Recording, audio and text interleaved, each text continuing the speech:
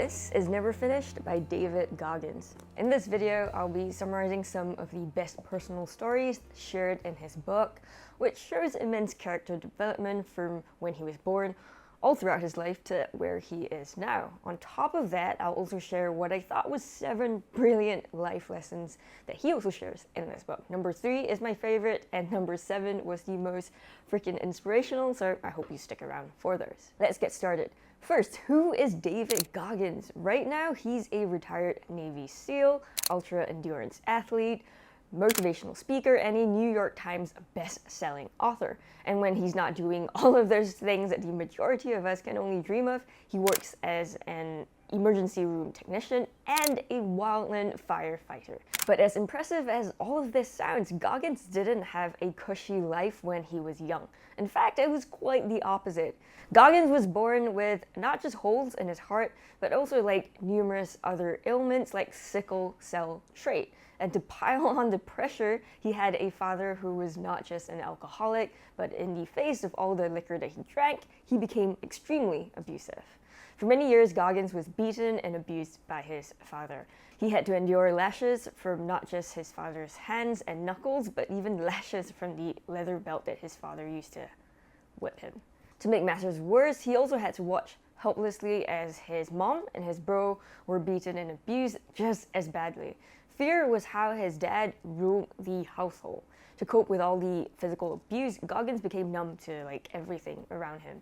He wasn't the powerhouse then like he is now. In fact, even after his family escaped from his father when he was 8 years old, he still lived in that very dark numbness every single day. And at 24 years old, he found himself depressed, severely overweight at 300 pounds, and working the graveyard shift as a pest exterminator. He brought home just $1,000 a month. It wasn't until one day at 24 years old that Goggins decided to visit his father. No, he didn't visit him because of some life-changing enlightenment that he was going to improve his life. He was visiting him because he wanted to collect more evidence that he could use to justify how sad and how sorry his life was back then. But after that trip, this is what Goggins realized, and here are his exact words. Yes, he beat me and my brother up and tortured my mother. He was an effed up man, but I haven't lived with him since I was 8 years old. When was I going to take my soul back from him? When was I going to own my own choices, my failures, my future?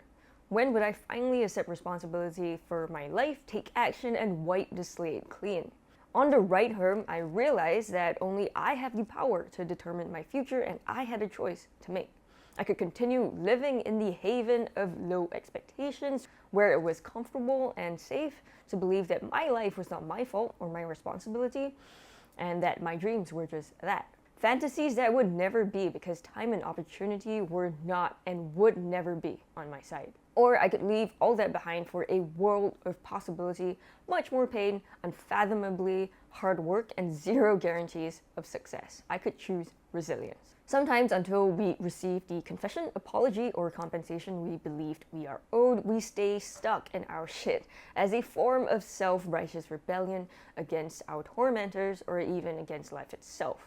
Some of us are entitled. We think our pain entitles us to feel sorry for ourselves, or that we are entitled to good fortune because we've survived hell. Of course, feeling entitled doesn't make it so. Understand the clock is always ticking, and at some point your golden hour will expire unless you take action. At 24 years old, on that very fateful night, Goggins realized that he would finally accept responsibility for his own life. That he could choose resilience, that he was not going to wait for an apology from his father, even though he rightfully deserved one. And that he would no longer feel entitled to feeling sorry for himself. He was not going to let his golden hour be taken away. And after that, his life began to change. That is life lesson number 1. Is there something in your life that you've been giving way too much power to? Something that you feel entitles you to feel sorry for yourself? Are you waiting for an apology or compensation?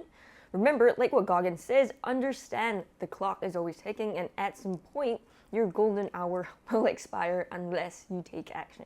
The choice is yours. Will you continue to believe that your life is not your responsibility, Or will you, like Goggins, choose resilience? After Goggins escaped from his father at 8 years old, his family turned up at the doorstep of his grandparents. If you thought that this was the beginning of a respite, well, it wasn't. He wasn't beaten or physically abused, but his life was far from cushy again.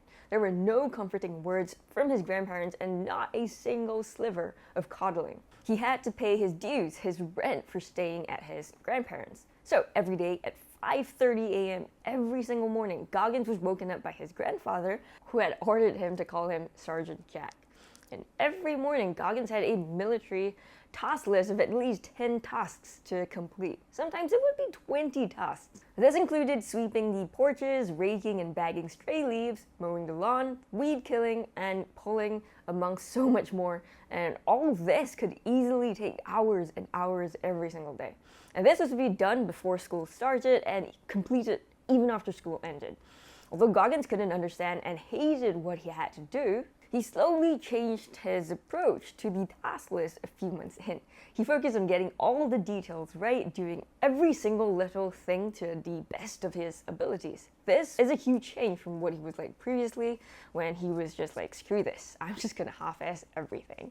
And with this new mindset, Goggins discovered an unexpected side effect: a sense of pride in a job well done.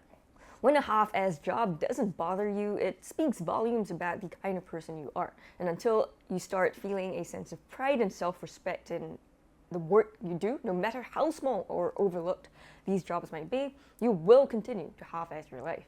I knew I had every reason in the world to rebel and remain lazy. I also sensed that would make me more miserable, so I adapted. Life isn't easy or fair. A lot of us are doing a job that we don't want to do. We feel we are above the tasks coming our way, and that the world or God or the fates have sentenced us to live in a box we do not belong in. When I was a night shift security guard at a local hospital, I felt that work was beneath me, so I showed up every night with a voice in my head screaming, I don't want to be here, and that infected everything about my life. I ate my feelings, blew up, and slipped into a deep depression. I wanted a different life, but my shitty attitude made it impossible to create one. The evolutionary equation is the exact same for everybody. It doesn't matter who you are. You could be an adult who's never done a thing in your life, or you're overcoming injury or illness. First, you must recognize that you have fallen off or are perpetually falling short. Next, accept that you are on your own. Nobody will come and save you. They may show you an example like Sergeant Jack did for me, and I'm doing for you right now, but it will be up to you to do the work. Then you must become a disciple of discipline. And this moment is where young Goggins learned the importance of discipline and humility, which is the second life lesson to learn here. You need to be disciplined to put your maximum effort into every single task in front of you.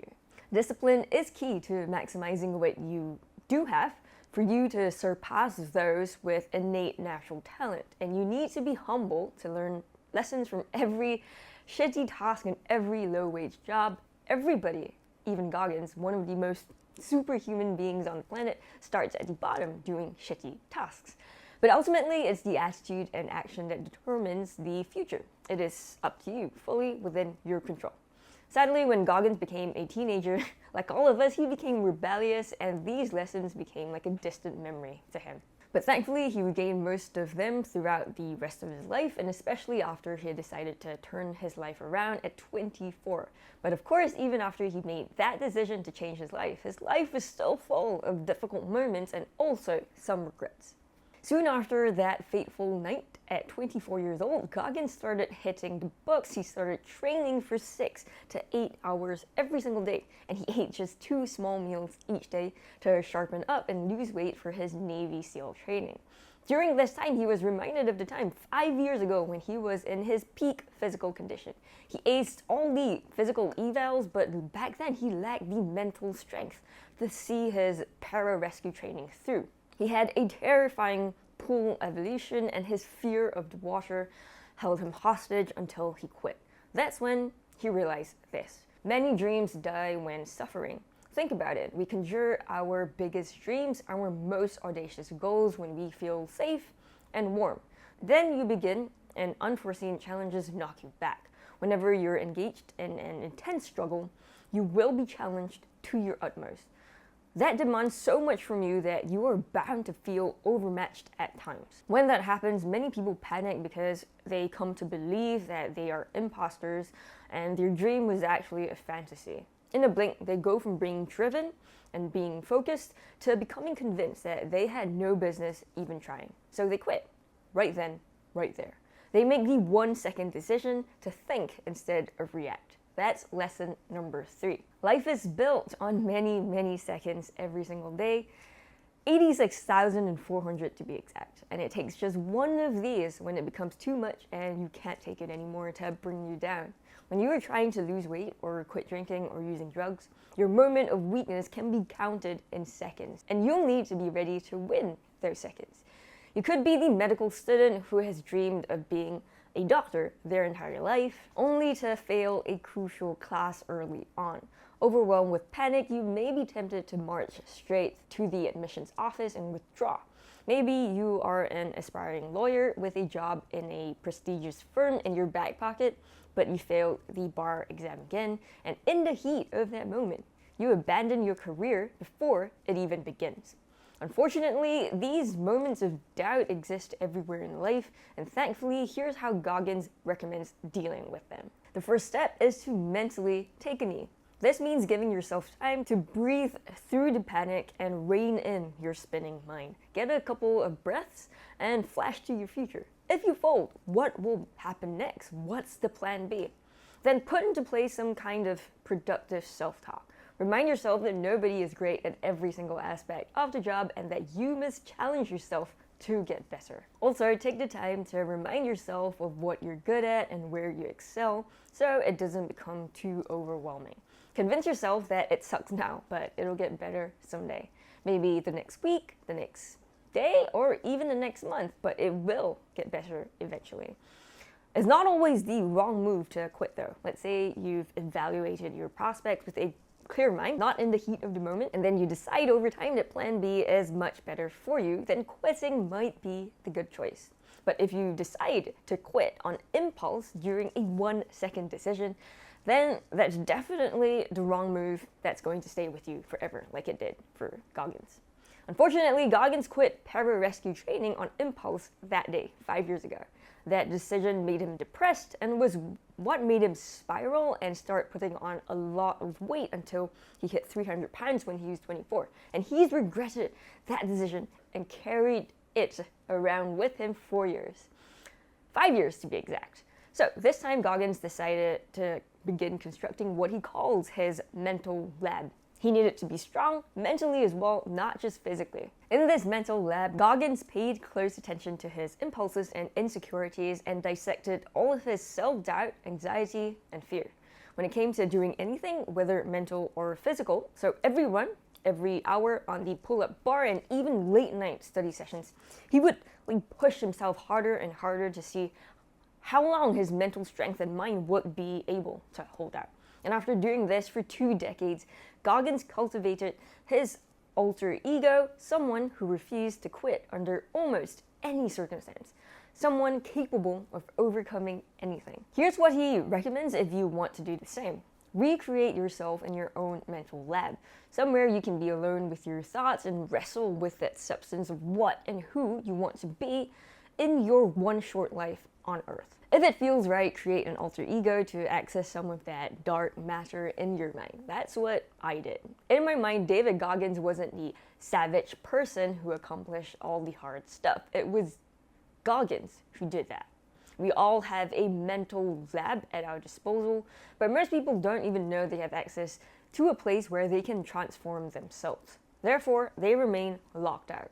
If you by any chance want to reach the levels of David Goggins, create your own mental lab. Create your alter ego, someone who refused to quit under almost any circumstance, someone's capable of overcoming anything like Goggins and whoever else you want to be. Believe in this alter ego with no hesitation and constantly push yourself past your limits to see what you're capable of. Whether it's something physical like running or pull-ups or something mental like picking up a new skill or job, you have to be willing to push yourself to see how far you can go. The thing with discipline though is that you will lose it if you don't use it. Even the best fall victims see this, even David Goggins. In 2018, he published Can't Hurt Me, which went on to sell millions of copies over the years and was even on the New York Times bestsellers list. Goggins soon found himself packed to the brim with speaking engagements and keynote presentations.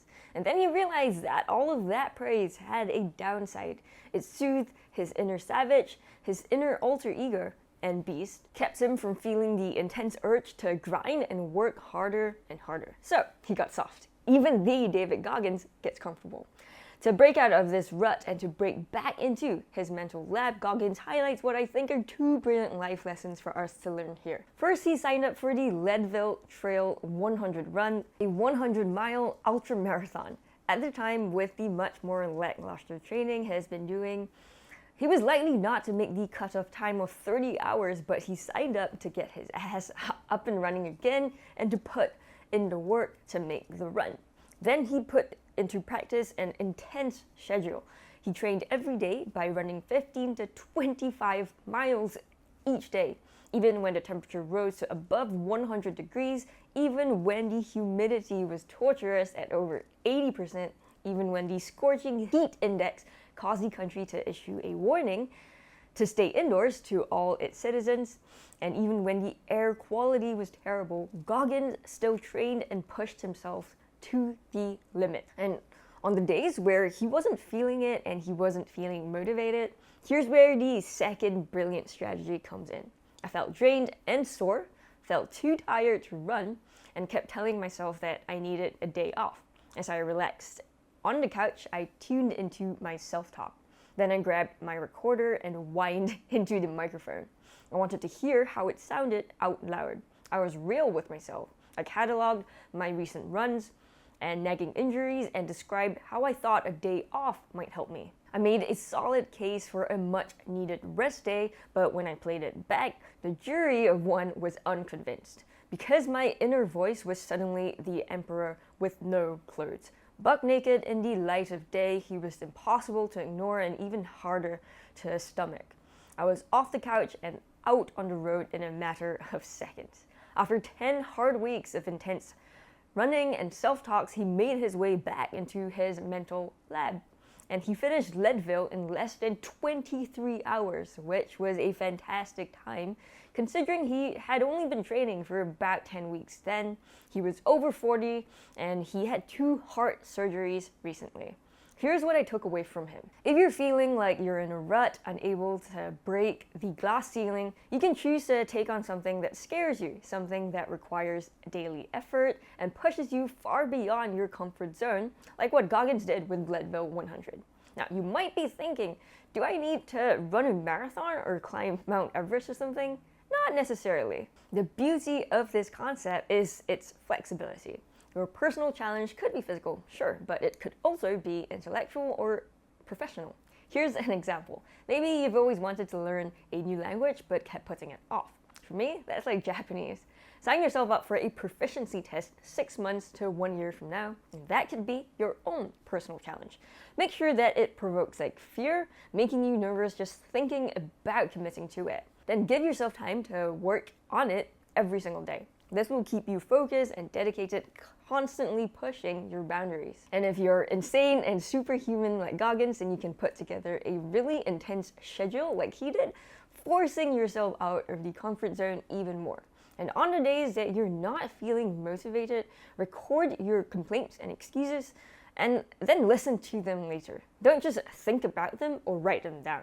Goggins says that audio recordings are much better than any of that. Audio recordings are more interactive and accessible and have a more profound effect on your mind. This is what Goggins also says. Don't hold back. Spill all your dread, laziness, and stress into the mic. Now, listen to it. 9 times out of 10, you won't like what you hear. It will make you cringe. You wouldn't want your girlfriend or boyfriend, your boss, or your kids to hear your unfiltered weakness, but you should, because you can repurpose it. You can use it to remind yourself that changes must be made. It can challenge you to rewrite the narrative so that when you bed down, you won't feel like you wasted another valuable day. After Leadville 100, David Goggins, being David Goggins, signed up for Moab 240, a 240-mile ultramarathon with almost 30,000 feet of elevation gain amongst steep drop-offs and the insane peaks of Moab, Utah. He DNF'd his first Moab 240 due to complications that he explains in the book, but the following year, in another Moab 240, he finished second in less than 62.5 hours, just 90 minutes behind the leader. After that, Goggins signed up for Across Florida 200 and became the first person to complete it. It seems like life is going good for Goggins, but here's where he gets hit in the mouth. He had nagging pains in both his knees, so an orthopedist suggested a very simple cleanup surgery which had an extremely low risk. Based on the fact that it was low risk and simple, Goggins decided to go for it. Shockingly though, the doctor kind of botched the surgery and ended up drilling holes in Goggins' bones when he was not supposed to do that, and that left Goggins in ridiculous intense pain. He went from running over 200 miles a pop to not being able to walk down a flight of stairs without his left knee collapsing. He realized at this point that he may never run again. Eventually, and thankfully, Goggins found a much more talented doctor who was able to conduct a successful realignment surgery for him, but not without needing to saw through bone, followed by a very long recovery period. Before the surgery, the doctor warned that Goggins might never run another 100-mile ultramarathon, let alone 200 miles or more. Here's what Goggins says about it. Every day, thousands of people wake up to a life defined by newfound limitations that are difficult to accept. Maybe they've been diagnosed with a terminal disease or suffered a spinal injury. Could be they lost a limb or are suffering from PTSD. More often, the shifting circumstances are not so dire. No matter the variables, your new 100% is out there waiting for you to find it. The thing is, most people don't want to, because whenever you're trying to find your new anything, it means you're not who you used to be, and that can be depressing enough to make you give up the search. Some people use their new circumstances to dial down their effort level instead of adjusting their approach and still giving it their all to achieve their goals. You've got to work with what you have. I couldn't run or ruck, but that didn't mean I was out of the fight. With every unfortunate turn in life, no matter how heavy the weight, you have to be committed to pushing back against that pressure with effort. No matter your age, abilities, disabilities, or responsibilities, we must all stay committed to finding our new benchmarks. Because not only does that keep your mind engaged and your demons at bay, you might actually achieve things the old you never could have conceived. If you've been dealt with newfound limitations, look for your new 100%. It is out there waiting for you, but most people don't bother looking for them. Instead, they use their new circumstances to dial back on their effort level. Be committed to push back against that pressure. That keeps you engaged and keeps your demon at bay, and you'll surprise yourself. Maybe you could achieve things that you may not even have thought possible before. And of course, Goggins practices as good as he preaches. With his new condition, Goggins didn't let it faze him too much. He just found another way to train hard in the form of long-distance cycling. He later completed the Natchez Trace 444, a 444-mile long-distance bicycle race, just 13 weeks after the surgery ended.